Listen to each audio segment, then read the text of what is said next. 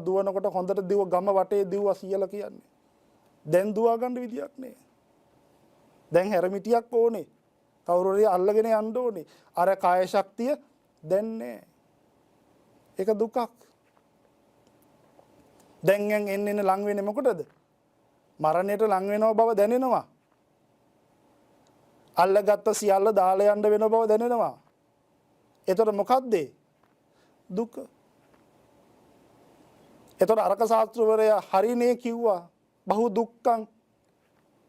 ඒ වගේම බහු පායාසං චිත්ත පීඩාවන් ගොඩක් තියෙනවා. සමහර වෙලාවට ජීවිතේ හොඳක් කරගන්න බැරි වුණා, පිනක් කරගන්න බැරි වුණා, සිල් සමාදන් වෙන්න බැරි වුණා, බණක් අහගන්න බැරි වුණා කියලා සමහර වෙලාවට හිතේ චිත්ත පීඩාවන් තියෙනවා. තමන්ගේ දරුවෝ තමන්ට ඕන විදිහට වැඩ කරන්නේ අකීකරු වැඩ කරනවා කියලා දැනගත්තම ඒක හිතට පීඩාවක්.